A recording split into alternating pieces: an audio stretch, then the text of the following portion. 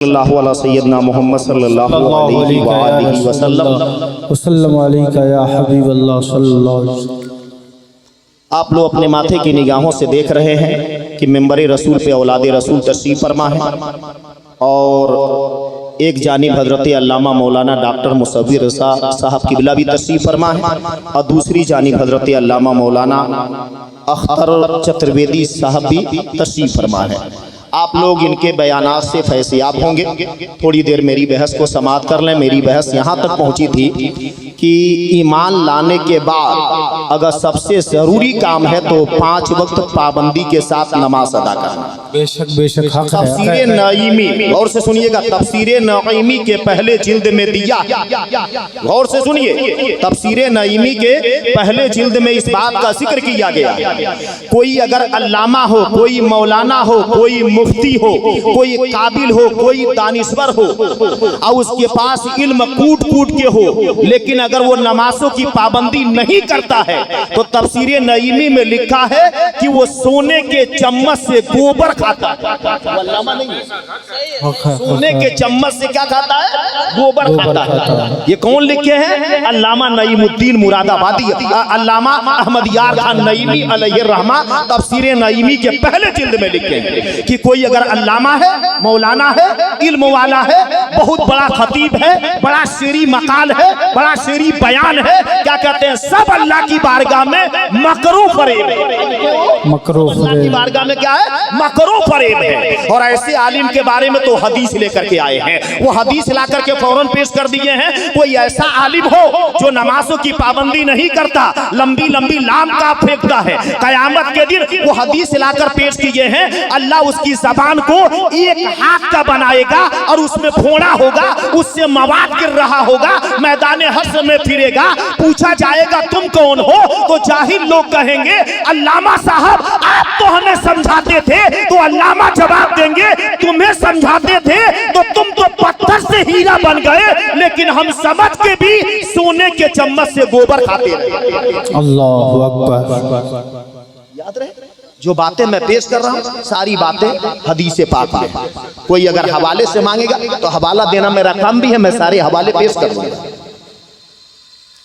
मुसलमानों, मिशकात में सफा नंबर 436 पर इस बात का जिक्र किया गया कि कोई ऐसा है जो अपनी काबिलियत के लोहा मनवाए और नमाजों की पाबंदी ना करता हो, कल कयामत के दिन उसकी अतड़ियां निकल पड़ेंगी। और जिस तरह पहले जमाने में बैल कोल्हू को चलाया करते थे, उसी तरह से वो एक गिर्द फिरता रहेगा, उसकी अतड़ियां उसमें लपटी रहेंगी, उसका पेट फटता रहेगा। ये सारे हालात किसके बनेंगे? तो याद रहे काम वो ना किया जाए। इमाम मोहम्मद गजाली कहते हैं जब कौम के लोग बर्बादी की तरफ जा रहे हो तो उनको बहुत फजीलत ना सुनाओ। अगर बहुत ज्यादा उन्हें फजीलत सुना दोगे तो गोया तुम उनको आबाद नहीं कर रहे हो और बर्बादी के पस्ती में उन्हें डाल।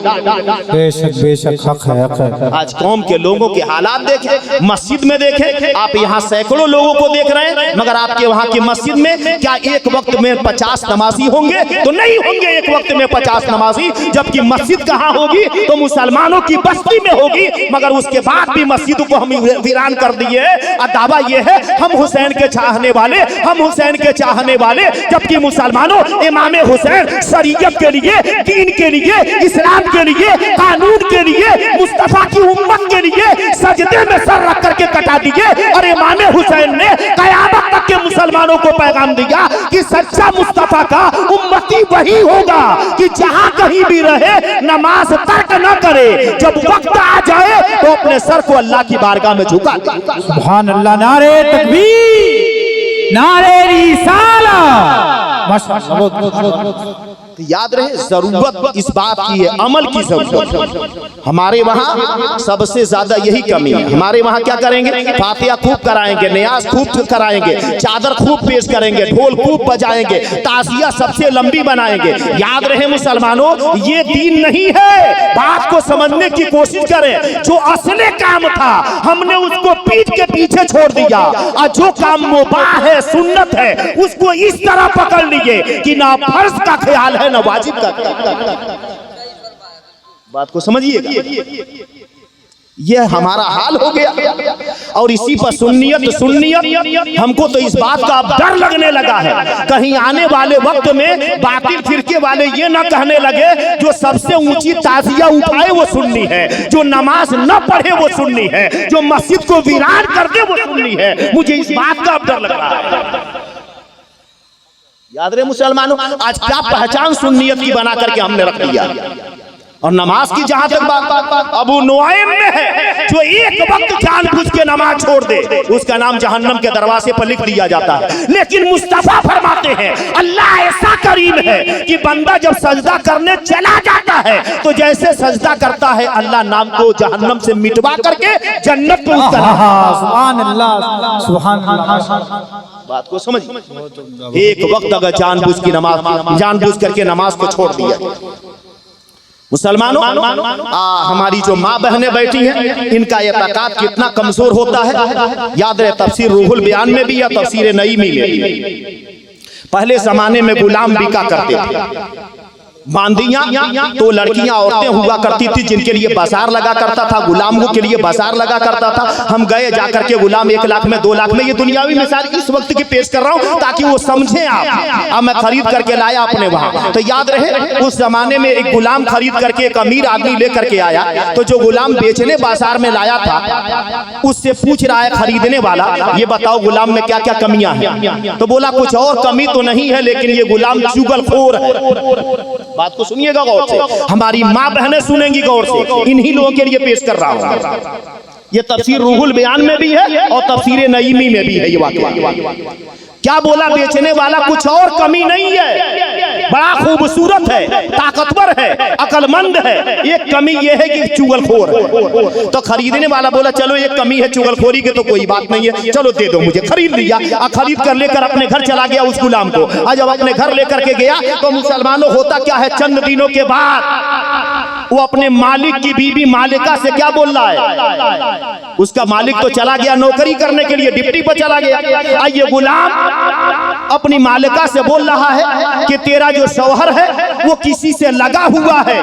अब मैं जादू जानता हूं, अगर अपने शौहर के गुद्दी के बाल, ये पीछे के गुद्दी के थोड़ा सा बाल अगर उस तुरा से काट काट कर अब मेरे हवाले कर दे तो मैं उस बाल पर ऐसा जादू चला दूंगा कि तेरा मालिक तेरा शौहर हमेशा तेरा दीवाना बन के रहेगा। सुनिएगा गौर से, उस तरह लेकर के उसके गुद्दी के थोड़ा सा बाल जब वो सो जाए, औरत फौरन समझ गई कि मेरा शौहर मुझसे ज्यादा मोहब्बत नहीं करता है, मेरा ये गुलाम बड़ा अच्छा रास्ता बता रहा है, आज मेरा शौहर आएगा तो जैसे सोएगा मैं उस तरह लेकर उसके गुद्दी के थोड़े से बाल को ले लूंगी और इसे दे दूंगी, ये ऊपर जादू कर देगा, मेरा शौहर मेरी मोहब्बत में हमेशा गिरफ्तार रहेगा, मेरा दीवाना बन करके रहेगा। अब उसके बाद क्या होता है, यहाँ पर इसको औरत को पट्टी पढ़ाया मालिका को, अब वहां से वो गुलाम चल दिया वहां पर जहां वो मालिक नौकरी कर रहा था, जाकर के उससे बातचीत मीठी मीठी बातें करने लगा। अब बातें करने के बाद से क्या बोला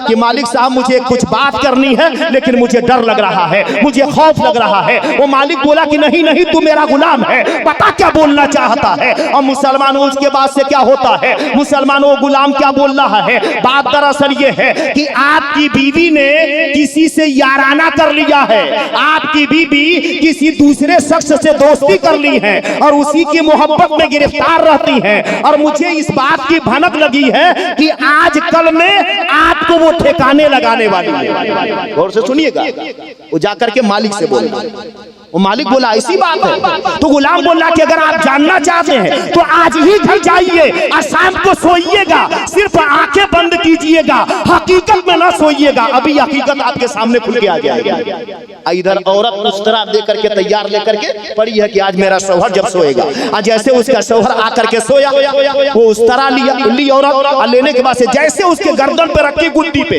तो उसका शौहर तो पहले से होशियार था, तुरंत उसके कलाई को पकड़ा, उठा और उस तरह लेकर के उसे सिबाह कर दिया, औरत को हलाक कर दिया। औरत के घर वाले आए और वो जब गुस्से में बरस पड़े तो इसके शौहर को मार के हलाक कर दिए। बताइए ये चुगली का अंजाम है। कूट कूट के चुगली और नापाकी, ये दो बुराइयां औरतों में पाई जाती हैं, कूट कूट के। औरतों में दो बुराइयां याद रहे, एक तो चुगलखोरी और दूसरे नंबर पर नापाक रहना। औरतों के बारे में यह गांव देहात में औरतें क्या बोलती हैं, आज बुध का दिन है, कल ही नागा करके परसों जुमा का दिन है, जुमा को नहाएंगे, नापाक ही में गुजार देती है और ये कहती है आज जुमेरात का दिन है तो क्या जरूरत है आज नहाने की, कल जुमा को नहा करके पाक हो जाएंगी। याद रहे, पाक रहने की आदत बना लो, नमाज पढ़ने की आदत बना लो। नापाकी में रूह निकाली जाती है तो याद रहे उसकी रूह तड़पती हुई निकलती है। अब मैं मुसलमानों कुरान पाक से पेश करूं कि मेरी बहस ये चल रही थी कि ईमान लाने के बाद अगर सबसे जरूरी काम है तो 5 वक्त पाबंदी के साथ नमाज अदा करना।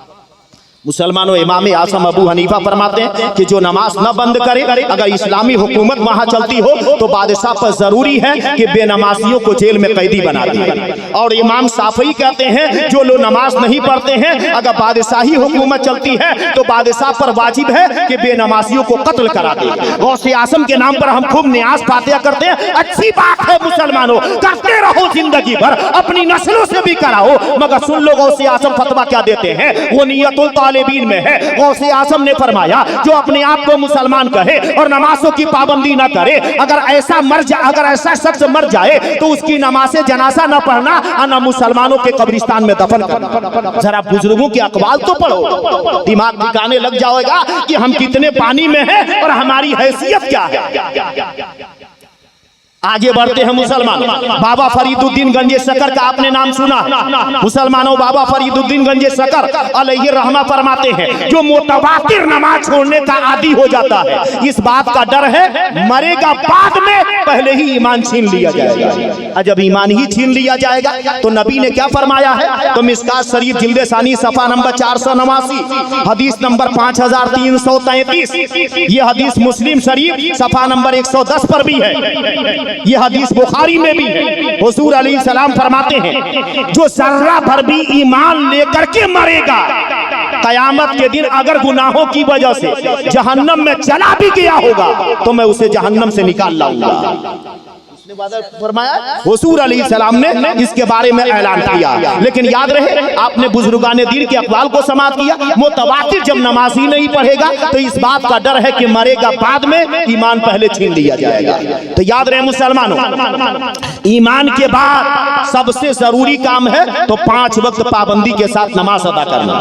अल्लाह कुरान पाक में इरशाद फरमा रहा है, सूरा मुद्दस्सिर आयत नंबर 42 से 47, पारा नंबर 29, लगातार 6 आयत। जब जहन्नमी जहन्नम में जा रहे होंगे तो जन्नती उनसे पूछेंगे। याद रहे मुसलमानों, मैं 4 बातें पेश करने के लिए जा रहा हूं, हर बंदा अपने आप पर गौर करेगा कि वो 4 बुराइयां, वो 4 कमियां, वो 4 ऐब हमारे अंदर तो नहीं मौजूद है। सुनिए अल्लाह कुरान में बयान फरमा रहा है, जब जहन्नमी जहन्नम की जानिब जा रहे होंगे तो जन्नती उन्हें देखेंगे और देख करके कहेंगे मा सलकाकुम फी सकर, तुम्हें क्या बात दोज़ख में ले गई। ये जन्नती पूछेंगे जहन्नमियों से किस बिना पर तुम सूए जहन्नम जा रहे हो, कौन सी गलती हो गई थी, कौन सी खता हो गई थी कि तुम जहन्नम की जानिब जा रहे हो। तो मुसलमानों जाने वाले जहन्नमी 4 बातें पेश करेंगे। नंबर 1, कालू लम नकु मिनल मुसल्लीन, वो बोलेंगे हम नमाज न पढ़ा करते थे इसीलिए जहन्नम की जानिब जा रहे हैं। पता चला कि बेनमाजियों का ठिकाना जहन्नम है। और दूसरे नंबर वो क्या कहेंगे, वह लम नको नुद्दुल मिस्कीन, मिस्कीनों को, गरीबों को, लाचारों को खाना ना खिलाया करते थे इसीलिए जहन्नम की जानिब जा रहे हैं। तो मैं कहना चाहूंगा मुसलमानों, गरीबों का मजाक ना उड़ाओ। मैं ये कहना चाहूंगा कि जो भी गरीब तुम्हारे पास हो, गरीबों से मोहब्बत करो। मिशकात की हदीस है, हुजूर अलैहिस्सलाम ने फरमाया, ऐ आयशा सिद्दीका रदियल्लाहु अन्हा, कोई भी गरीब तुम्हारे पास आए तो गरीबों को अपने करीब कर लो, गरीबों से मोहब्बत करो, गरीबों को अपने करीब रखो। इसलिए कि अगर तुम गरीबों से मोहब्बत करोगी और गरीबों को अपने करीब रखोगी तो कल कयामत के दिन अल्लाह तुम्हें अपने करीब कर देगा। मुसलमानों ये हदीस पाक में से ये बातें साबित है। अब तीसरे नंबर पर वो जहन्नम की तरफ जाने वाले क्या पेश करेंगे, वकुन्ना नखुदु मअल खाइदीन, हम बेहुदा लोगों के साथ रह करके बेहुदा बन गए थे, बेहुदा फिक्र वालों के साथ रह करके बेहुदा बन गए थे। चौथे नंबर पर कहेंगे वकुन्ना नुकस्सिबु बियौमिद्दीन, और हम इंसाफ के दिन को झुठलाते रहे।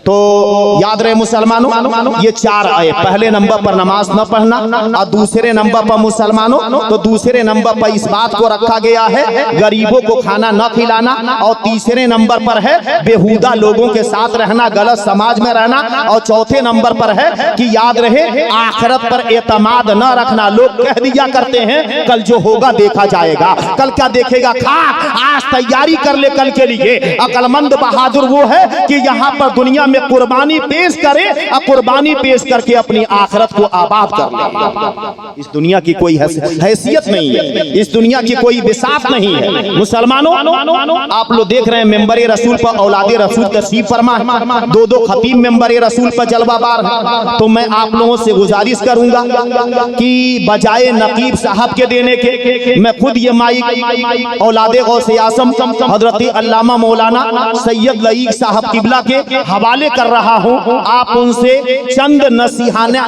कलिमात को समाअत करें, दिल छू जाने वाले कलिमात को समाअत करें। और याद रहे मुसलमानों, यह अल्लाह का करम है कि हम रसूल आसम के फरमान को औलादे रसूल से समाअत करने के लिए जा रहे हैं, और उसके बाद इस प्रोग्राम को और आगे बढ़ाया जाएगा। आप लोग इत्मीनान और सुकून के साथ हजरत के फरामीन को